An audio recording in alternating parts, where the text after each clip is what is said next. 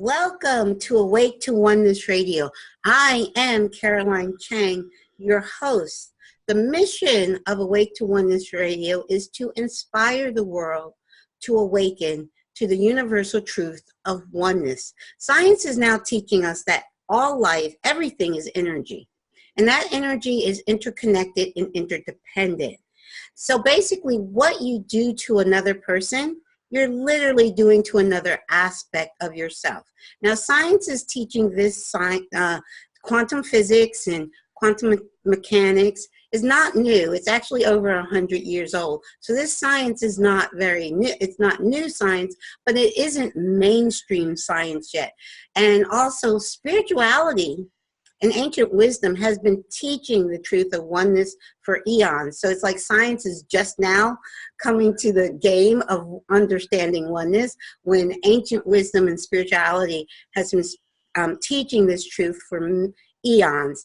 And now science and spirituality are actually speaking the same language. So once the world awakens, every man and woman and child awakens to the universal truth of oneness, there will be peace on earth. Today's show topic is Divine Cosmos with Jeff Street. Hi, welcome, Jeff, to Awake to Oneness Radio. Thanks, Caroline. It's a pleasure to be with you. Thank you for being my guest. I discovered Jeff on YouTube. I kind of live on YouTube. I'm always finding new and interesting people on YouTube.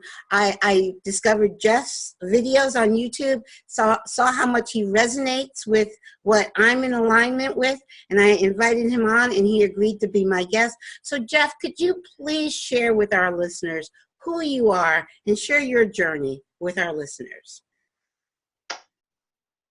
Well, about 5 years ago now, in the spring of 2014, I had a profound awakening.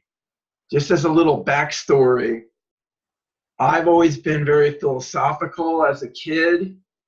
I was always interested in talking about the meaning of life, the nature of reality, and everything like that. And when I was very young, I rejected religion, mainly based on some of the dogma, etc., that I saw coming out of Christianity, because I'm immersed in a Christian-dominated society. Right. And based on that, I rejected the whole thing, not knowing that there was a lot more to it. Mm-hmm. And so ever since, I've been basically an atheist, or actually more accurately, I would say agnostic. Yes. And just loved science, and I figured just trying to understand how the world works and appreciating its beauty is good enough. I figured if there was something else going on, eventually it would become evident. But at that time, I was like, I don't think there is. Okay. So anyways, I've been an agnostic, atheist type, scientific type for my entire life until about the spring of 2014. And I had a very strange and wondrous and profound awakening experience that unfolded over 3 or 4 or more months. And a lot of strange and interesting stuff was happening. And eventually, I thought I might be going crazy. I couldn't explain the strange stuff that was happening to me, but eventually I decided that why pick going crazy as your first choice? Why not just... So I after about 3 or 4 months of the strange, wondrous stuff happening to me, I just surrendered to the universe, and I said, okay, I get it. The universe is not what I thought. There's something else going on behind the scenes, and I'm going to get to the bottom of it. Okay. So I started seeking with a passion for the truth. And the very next thing I thought was, you know what? I think I know which direction to look. Okay. Because I rejected religion so long ago, and all I've been pursuing is science. Right. So I figured that religion or spirituality, something in that direction, had to have the answers, especially since I'd been experiencing things that could be described as magical or miracles, and those are talked about in that perspective, the spiritual perspective. So I dove in with the passion, and I've been on that seeking path ever since. And as soon as I started exploring some of the ancient wisdom, et cetera, there was so much stuff that resonated with me and made sense, especially based on the experiences I was having. And to me, it was so amazing and magnificent that I wanted to dedicate myself to sharing information, whatever I knew about it. So I started my website, divine-cosmos.net, and later I started my YouTube channel, and here we are. Okay. Wow. Awesome. Awesome. Well, I guess very similar to you. I was sent to Catholic school as a young child. And the dogma of Catholicism never resonated with me as a small child. And of course, I didn't know the word resonate as a small child. And I was brought up in a strict home where I couldn't even say, no, I'm not feeling this. My father said children are to be seen and not heard. So I had to keep all those feelings inside growing up.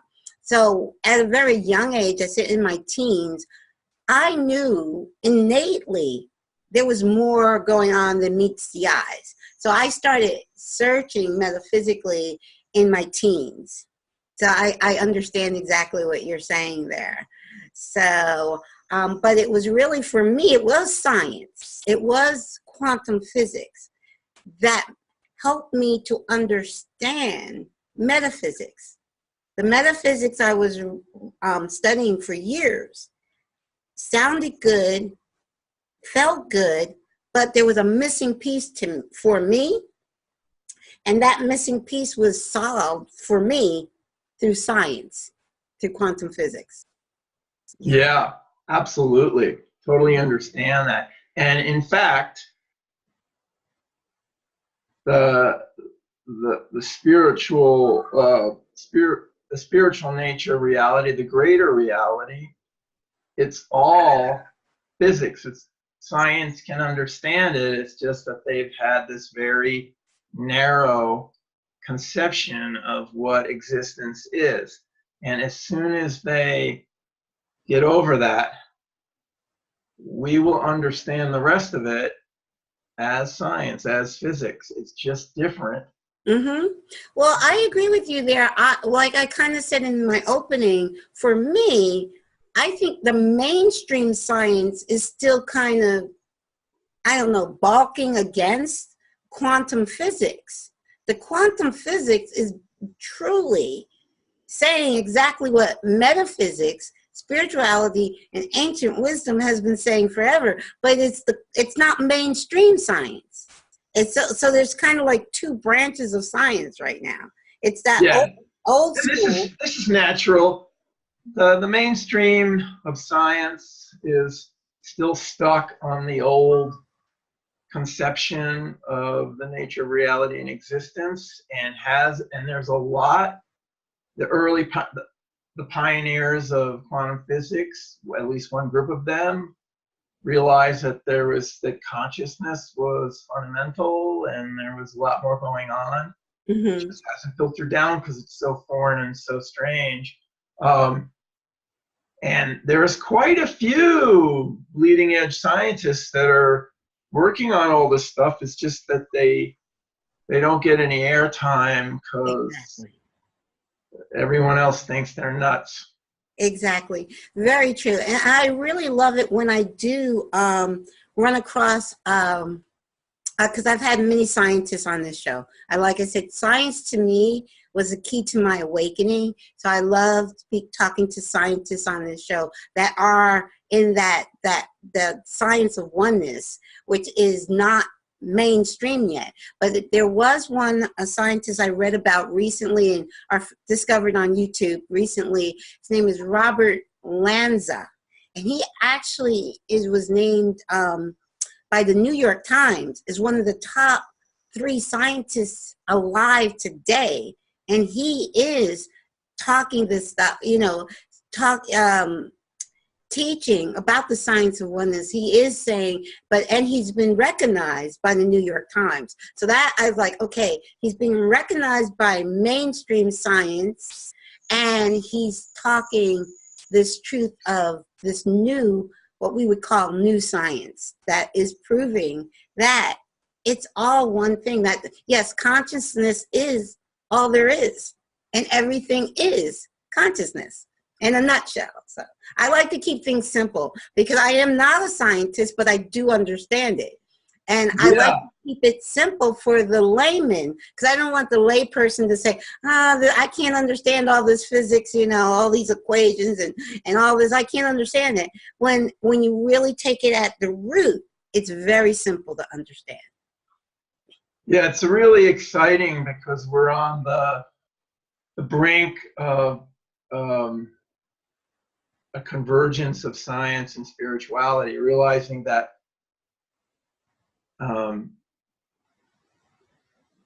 finally realizing the commonality, and that we were just looking at things from 2 different perspectives with the narrow kind of blinders on, and when we widen our views, we're going to find that it was all the same thing we were thinking about. We're going to understand it. So we're on the brink of a great convergence. Probably 100 years from now, the whole thing will be done and said, and we'll all understand that the 2 viewpoints were just looking at different aspects of the same thing, and we'll actually have the science of a lot of it. It's going to be amazing. I actually think it's going to be much sooner than 100 years. I would say, I would say half that time. Yeah, I agree with you.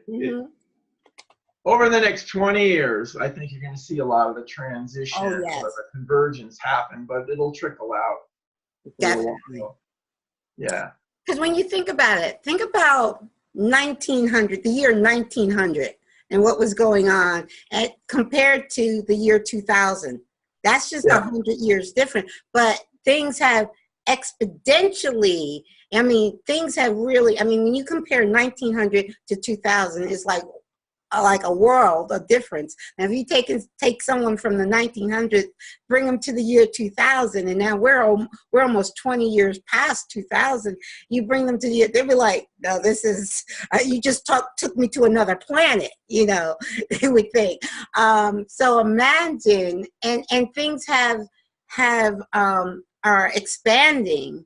Consciousness is expanding, and we're in leaps and bounds. So like you said, 25 years. Oh my goodness. Yeah, it is. It's very exciting times we're living in. Very exciting. Now, can you please, like I said, I discovered you on YouTube, and I watch so much on YouTube, I can't recall exactly which particular YouTube you had on there that really drew me into you. But can you share some of the things that you teach and share on your YouTube channel and in your courses that you're developing with our listeners?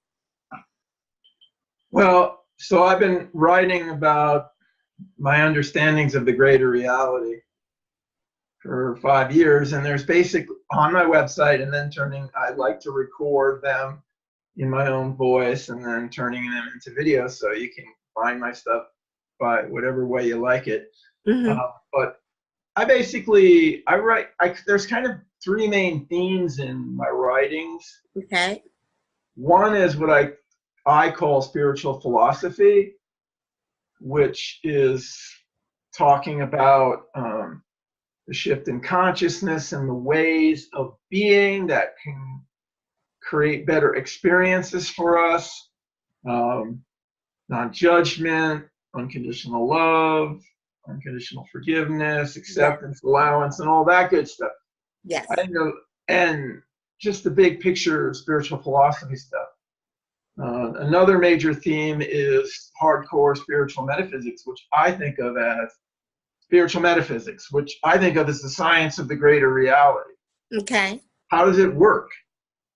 You know, we kind of know this. All we're seeing here is the surface layer of one particular reality, and science is you know, gotten a model to explain how that works, but they don't realize there's a whole big picture behind the scene. So Exactly. spiritual metaphysics gets into what is going on and how does it work and how does it relate to each other. So spiritual metaphysics is one of the major themes. And then like a subdomain of spiritual metaphysics is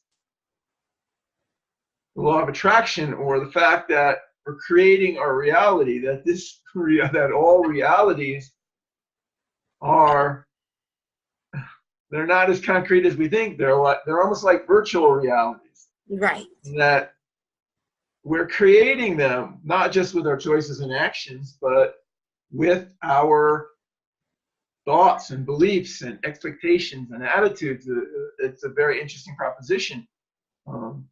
So the law of attraction and deliberate creation is one of the actually my favorite topic, because it's the most empowering thing any being immersed in a reality could discover. That, oh, you're not at the mercy of circumstances, that it's all a reflection of your own state of consciousness, your own way of being, your own thoughts, beliefs, etc.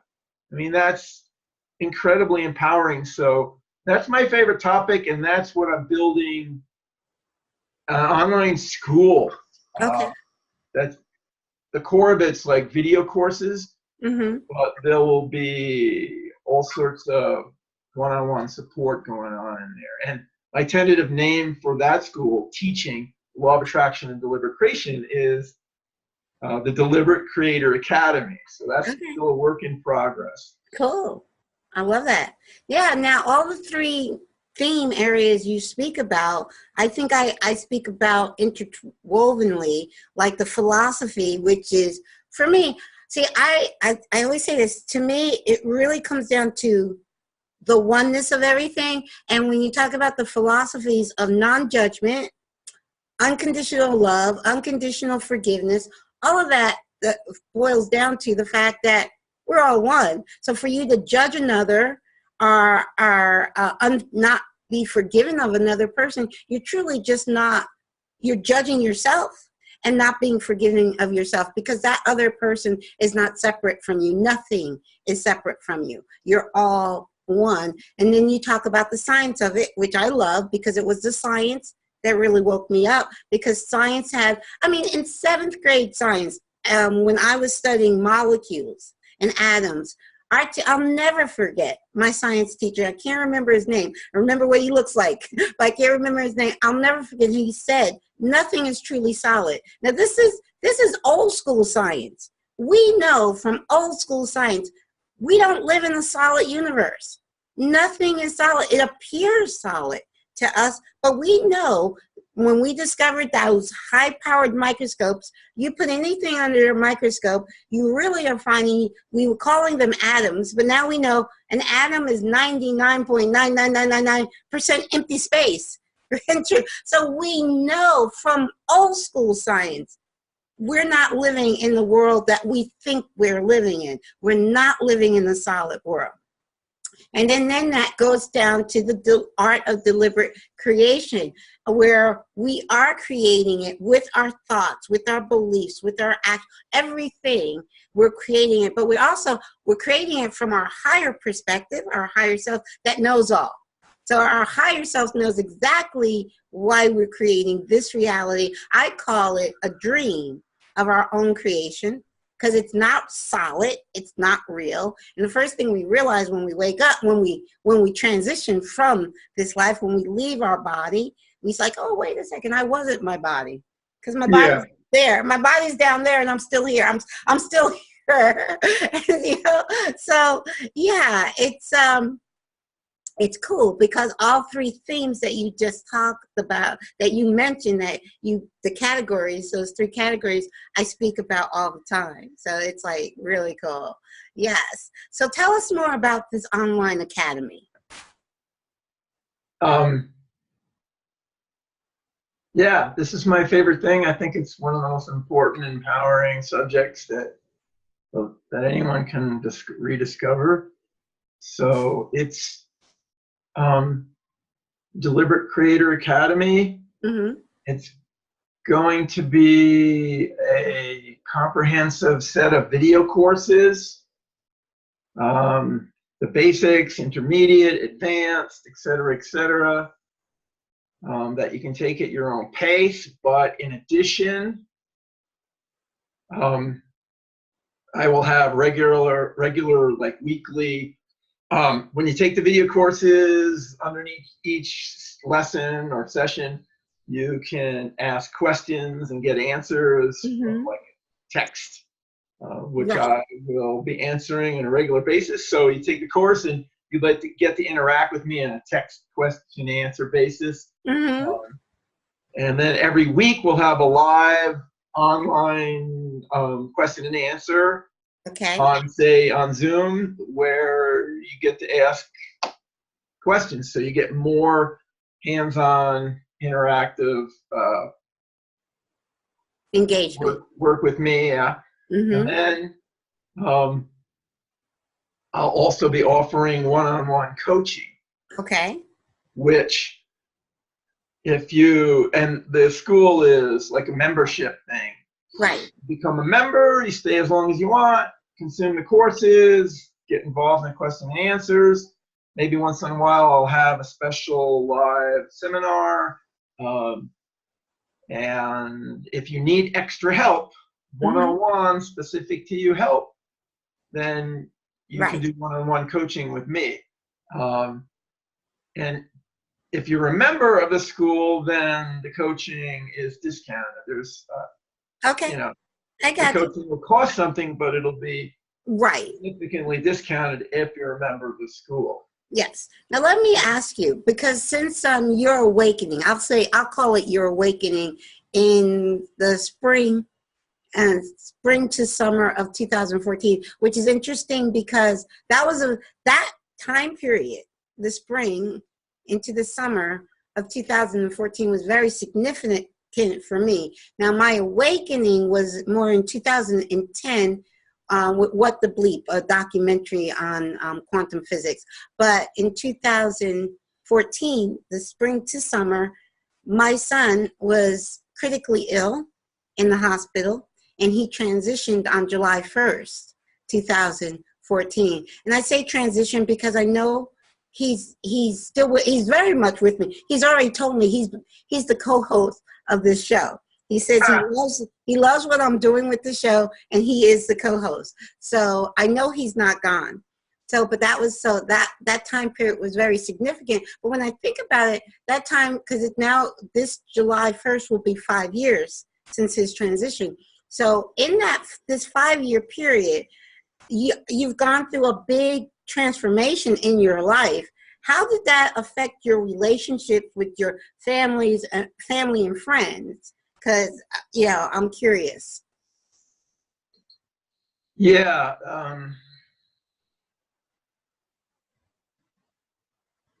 It took me about 3 or 4 months of the strange magic to surrender to the universe and start diving in to figuring out what was really going on. And then after a couple of months, I just decided to sell my house and leave where I had been living for the past 22 years and hit the road and go on a road trip.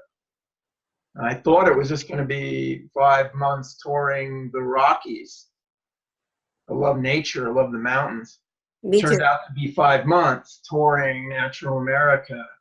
But so I left everything behind. Most of my friends where I lived in Washington State, Seattle area, no longer interested me. There was only 1 or 2 of the people I had that I still resonated with. So I left that whole life behind, left all my friends behind. And then trying to break this to my family members was an interesting thing. It's like, this is I've been having profound experiences, profound realizations. It's like, do I get to tell my family about this? Are they going to think I'm crazy? Right. Yeah. And I really dearly wanted them to understand I mean, because it's such an amazing, wonderful thing. Right. I wanted to share it. And I also had a principle that I wanted to be as open as possible to everyone. Yes.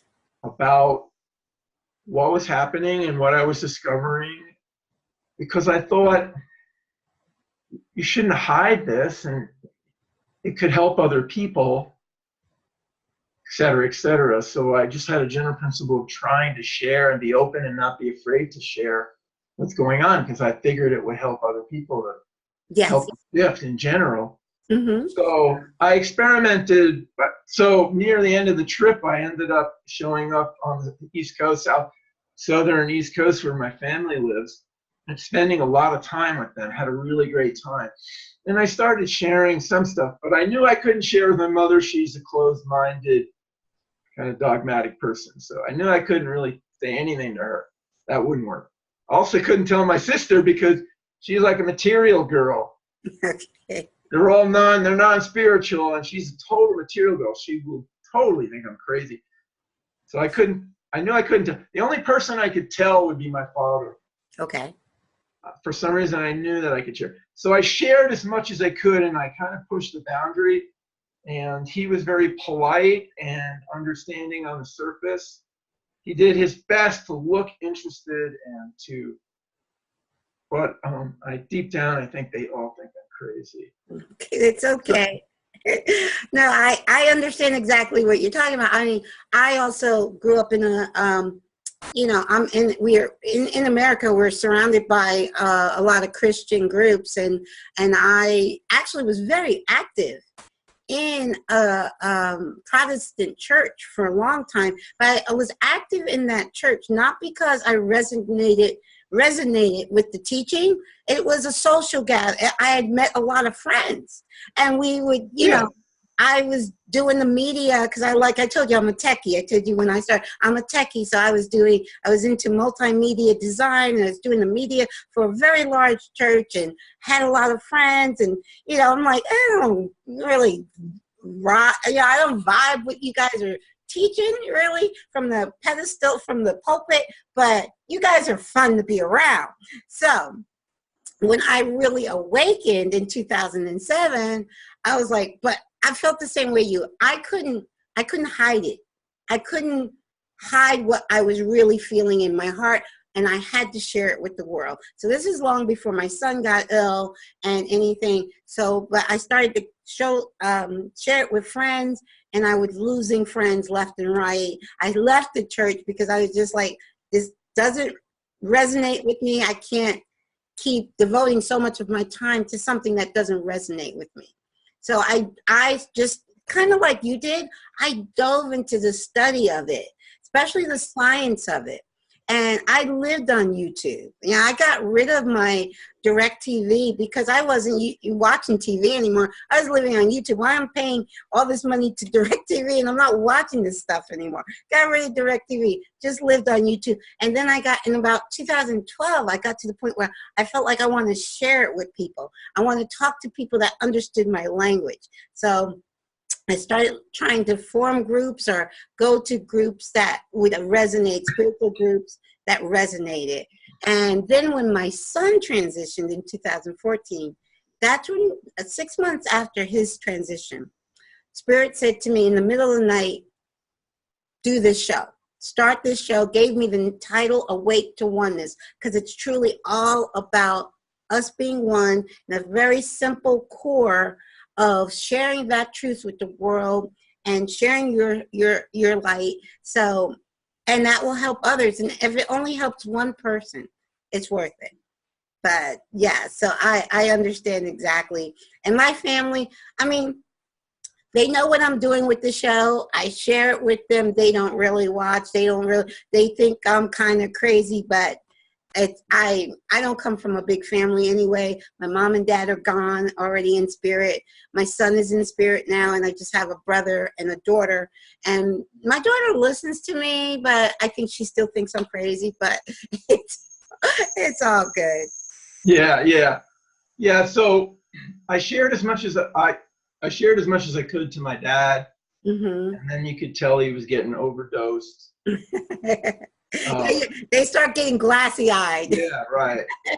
Then I realized that I had kind of started this process before my awakening. I realized I had been very distant from my family for a variety of reasons, and I wanted to reconnect with my family. And now, as I awakened, I wanted to continue that connection and healing of the issues in our family.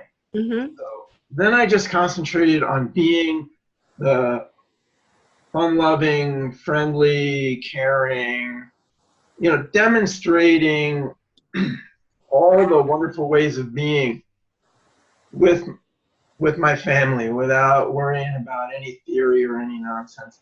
So I just tried to and to connect deeper with them and heal any issues.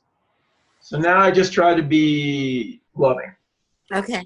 I'm not rejecting them. I'm trying to accept them where they are and be the most that living example of acceptance, allowance, et cetera, et cetera, et cetera, et cetera, with my family members.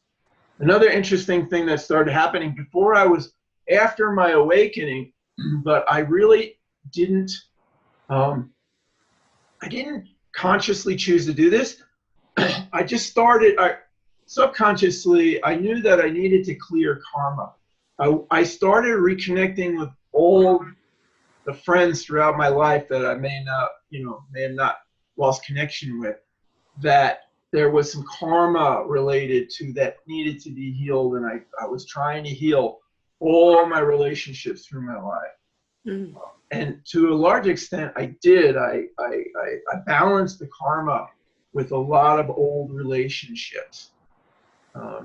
And I didn't really consciously choose it. I just knew, I guess subconsciously, I knew it was something that'd be useful to do.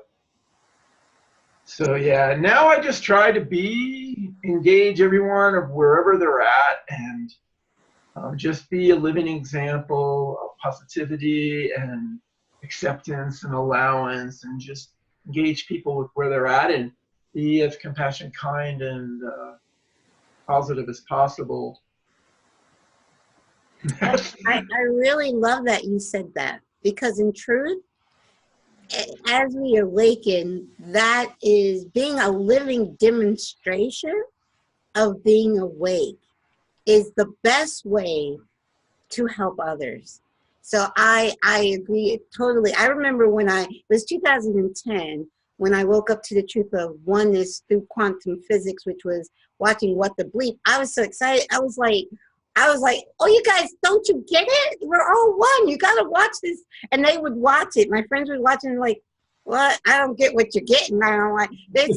But then I slowly understood, okay, we all are divine light. And so when I realized they're exactly where they're supposed to be in their journey, this is their journey. We are each on a unique journey. So I have to allow and accept them where they're at and love them unconditionally. I had a very close friend of mine that was a close friend of mine from church, who said to me when I started my show and he found out that I had some of my guests were channels that channeled spirit. He's like, I'm done with you, because he's very fundamental Christian, and in his mind, in the Bible, it says you don't play around with the spirit world. That's a no-no. Yeah, that's a yeah. So, don't you dare actually connect with your higher self or whatever, or God. That's not allowed. Right. You might discover that you're more than we're telling you. Yes. So he told me he was totally done with me. And we had been very, very good friends. Just platonic friends for over 15 years. I mean, we talked every day. He dropped me like a hot potato. But I still showed love to him. I still send him birthday cards or call him on his birthday. I still reach out and love. So, okay, you don't want to talk to me, but I still love you.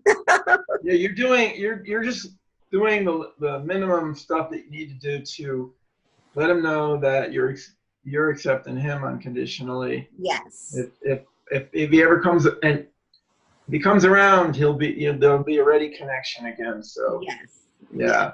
Yes. But in demonstrating unconditional love and allowance and acceptance, so we can't try to force what we believe is true in our heart. We can only live it. We live our truth, and by a living example, they see that. They see the difference. Yeah. And they may not appreciate it because they're stuck in their beliefs, et cetera, et cetera, et cetera.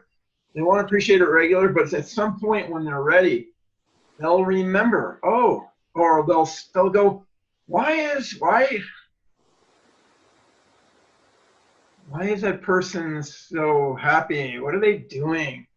And eventually they're like, I want more of what they got. What are they doing? And they'll emulate you. Yes. Or, whenever they're ready, they'll remember you as an example, and they'll try to figure out what it is you're doing. They may even come and ask you questions. Right. So, and I say it's planting seeds. And a lot of times, yes, it's planting seeds. And sometimes, like, if people if fundamental Christians, I find, will want to beat you over the head with the Bible. That's a good term. I have that term. And some of them will know that you're not a fundamental Christian, and they'll come and try to beat you over the head with the Bible, but you don't react with any negativity. You just like allow them to be, and just shine unconditional love, word wise, or just by looking upon them and knowing in your heart you have nothing but love for them. They feel that, and then they don't know what to do with it, because they approached you on the attack, and you're not attacking back. So yeah. What do I do with that? It surprised them. Yeah. That's a part of why I early on after my awakening, I was like, should I keep this to myself or should I share it? And it seemed like you shouldn't keep it to yourself, because exactly. you knew intuitively that you need to be the example and you need to sow the seeds. Exactly. And from the Bible, you don't want to you don't want to hide your light under a bushel. Okay? Right. Because that's what we all are. We are divine light, and we need to shine our light. And we shine our light by sharing with the world what is true for us. Yeah, that's how you shine your light. So let's see. Oh, I almost forgot what I was going to say. Let's see. What was it? Okay, that happens to me all the time. It'll come back. Was it about shining your light? No. No. Okay. Oh yeah, I totally blanked. Yeah, it'll come back. But yeah, oh yeah, now I remember what it is. Okay. So I love, as fascinated by spiritual metaphysics and modeling the greater reality, understanding its mechanics and relationships and its scope, and understanding the mechanics of reality creation and all that. Mm-hmm. As fascinating as that is, all those theories, all those models, they're not really as important as just your way of being. Like, I'd throw all of it away if I wasn't on course with an enlightened way of being, we'll say. Mm-hmm. That's the most important thing. Are you becoming a more enlightened way of being? Mm-hmm. To me, that's the core. If there's any belief that's interfering with that, throw it out. Mm-hmm. And all this theory, throw it out. Mm-hmm. So as much as I read about those topics and I find it fascinating and useful and empowering and etc., they are not the core important thing. Right. Here's how I kind of I translate what you just said. I learned this too. I discovered this too in my early days of study. It's more your state of being is what matters, not your state of doing. Because especially in America, we're so busy doing. It's not about doing. It's about your state of being. Are you peaceful? Are you at a state of peace internally? Are you at a state of joy and and love internally. What is your state of being is much more important than your state of doing. So Yeah, what you do is not, yeah, again, I'm going to repeat it because it's so important. yes.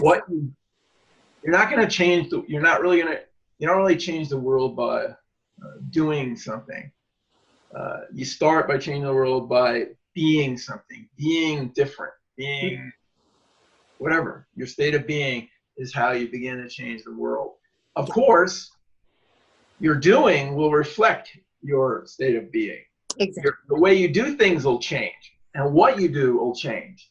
And your choices and actions can contribute to creating Yes. a better experience for yourself and others and the world, but it's just a reflection of your state of being. Exactly. Because I suggest and recommend that to my listeners to quiet your mind.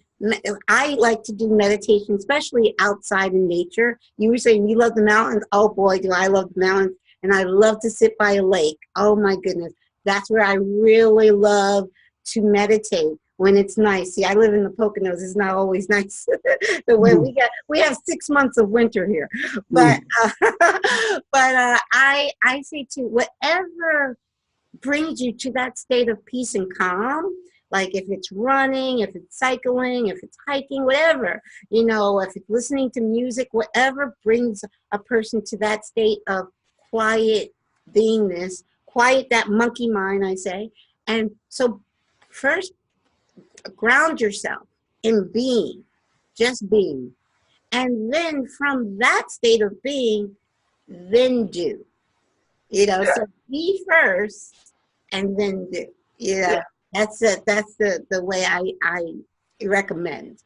Absolutely. From that state of being, you're going to get inspired, and you're going to do, your doing will be more, I say, more helpful to the universe, because you are the universe. Yes. The way I like to put it, let's see. I'll just say that in a different way. Sure.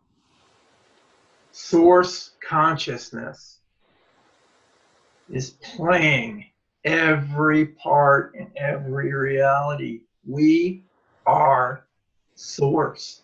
Every one of us is source. That's the fun part. We've veiled ourselves so we don't realize that. We don't remember it. It makes for a very interesting experience. We are all source. That's the oneness. We're all the same consciousness. It's a multi-threaded, multiplexed consciousness. It's creating multitudes of realities to play in. And it is, perhaps you could say indirectly, but it is playing every single part. And I mean, that's amazing. Exactly. So true. That's why,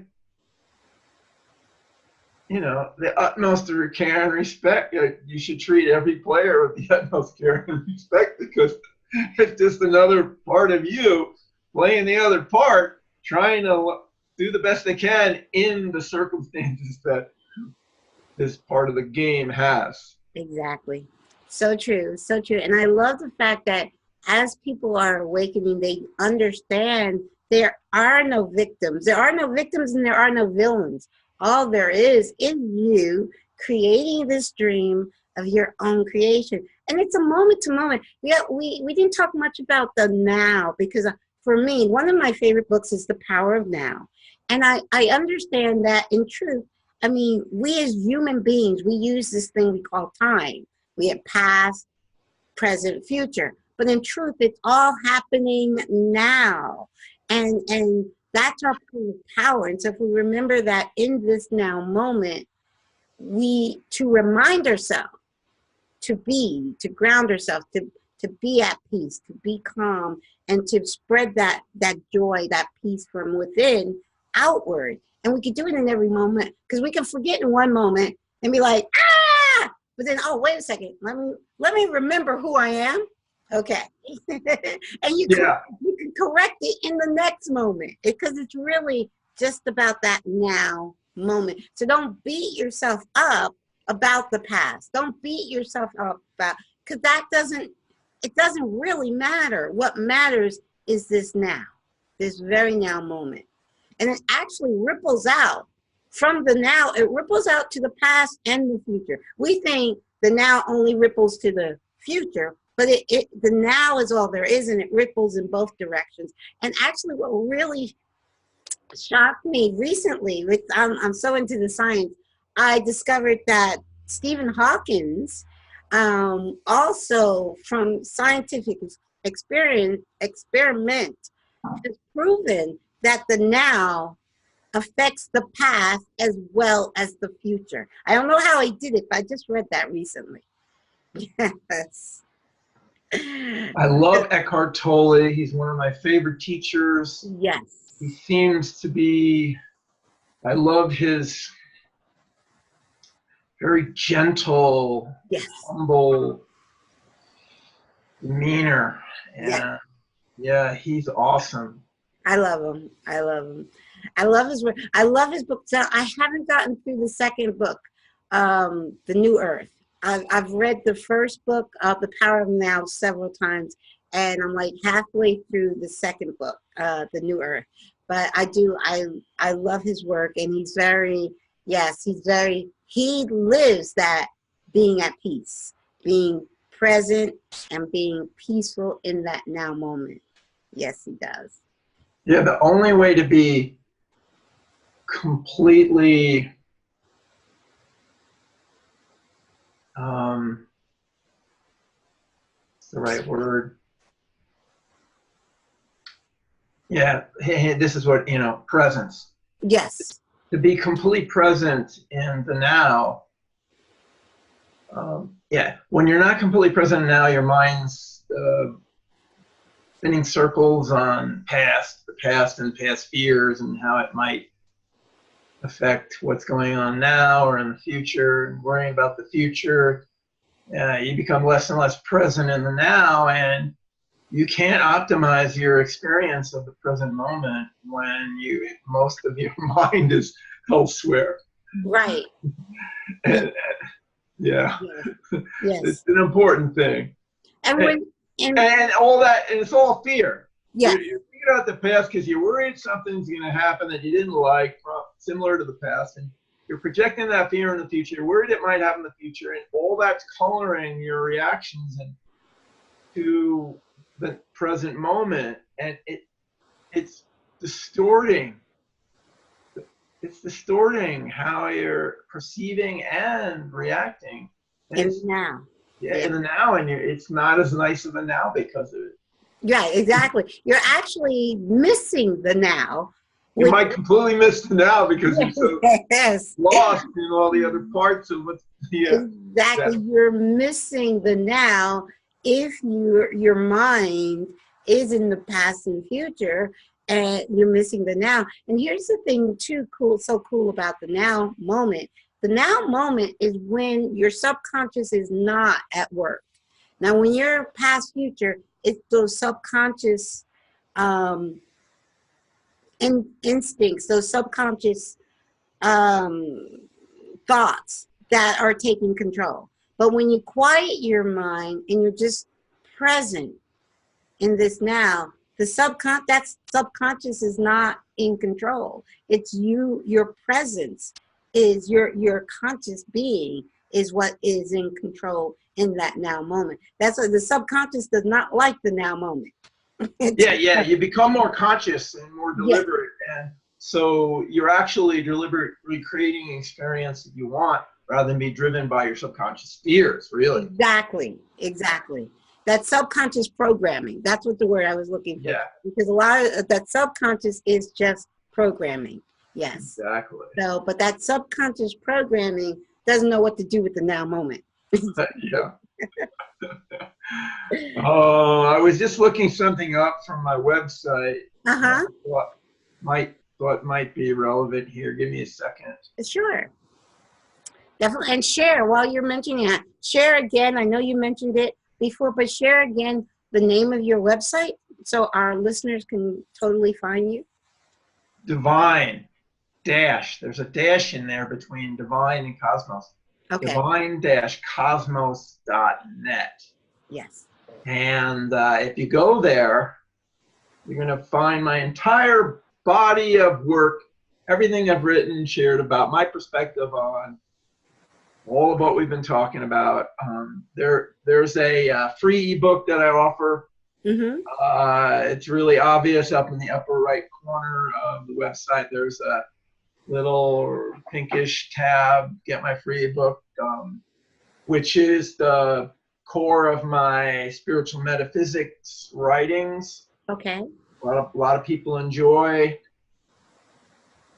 And I also have, I have a couple of books that I recently launched that are just collections of the various groups of essays I've written, just for convenience of having it all together in a personal copy. And they're both available as ebooks on like the Kindle and the Nook, and as a paperback and an audiobook, my own voice.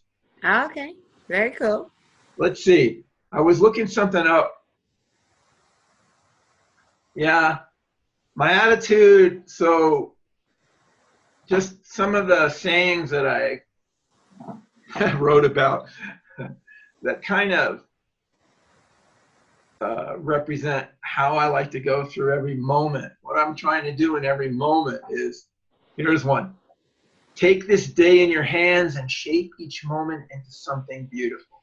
I mean, every moment, that's what you're trying to do. Something beautiful for yourself, a beautiful experience, and yourself and everyone around you. Exactly. That's my attitude. How can I create that in every moment? Another idea that caught my fancy was uplift every living thing and every living soul with every little thing you do. So this is like, you realize how connected we're all part of the same beingness. Yes. And you want to help everyone. You want to uplift everyone, everything, because ultimately it's all you. We're all one. It's all one. Yes. Yeah. Yes. Whenever possible. And then there's another saying that I have is, be your extraordinary magical self with every thought, word, and deed. So those three things are just like my mantras to myself, sort of, to what I'm trying to create for my experience and the experience of everyone else that's around me in every moment. Yes. So it's very true. And it's beautiful. That is beautiful. Yes. And if we remember, it all does start with us. It is what we experience is truly just a reflection. I love to think of the world. The outer world is just a mirror. It's just a reflection of me, and it's a movie of my own creation. So I remind myself of that. And there's still times, even when you're awakened, there's still times that things, don't go the way you hope or are planned, and but then I own it. I'm like, okay, I created that. I created it for my highest good. So I have to intentionally look for the good in every situation. But there are times that you just, you might feel a little down, and just have to remind yourself of who you are. Okay, I'm creating this. Okay, let me figure out why and keep it moving. Yeah. So we're not perfect creators. We're not creating the perfect, wonderful experience endlessly for ourselves. Right. And the environment is sort of designed to provide us challenges so we can grow. So we're not perfect, deliberate creators yet. So everything doesn't go our way all the time. And well, I remind myself that even things that are challenges, they're challenges I created for me. You understand? There's always something. Yeah. So there's two ways to look at challenges and your miscreations, things that you created or you drew to yourself somehow. Right. That you don't actually prefer. Exactly. there's two major ways of optimally dealing with those things. One, always, and this, I'm just echoing what you're saying here. Yes. This is really important. Okay. Is to always look for what there is to learn from a situation. What's the pearl of wisdom from whatever I have reflected to myself? Whatever challenge is coming, whatever, is there a pearl of wisdom that I can learn from this situation? Right. Now, I don't want to. Let me just say one other thing. Okay. The other thing is, after you you take responsibility for what showed up, and you just try to find the pearl of wisdom in it. So you can grow, you can learn. Right. And then the next thing to do is, after that, always make the best of whatever arrives. Exactly. You don't complain, you don't blame, you don't resist. You make the best of it. How can I make the best of this situation that maybe I wouldn't have preferred for myself and for everyone else involved? How do you make the best of it? The only reason I have to interrupt. We got started late with our recording, and I have a student. I teach piano lessons. Okay. I have a student knocking at the front door. Mm-hmm. So, yeah, they're knocking again. They knocked 3 times. So we have, but I totally agree with you 100%. Thank you so much for being my guest, and I'm so sorry that we have to. No worries. And it was a pleasure. It's a pleasure. Yes. Yeah. Love you, and we have to stay in touch. Yeah. Okay. All righty. Later. Bye-bye. All right. Bye-bye. Bye-bye.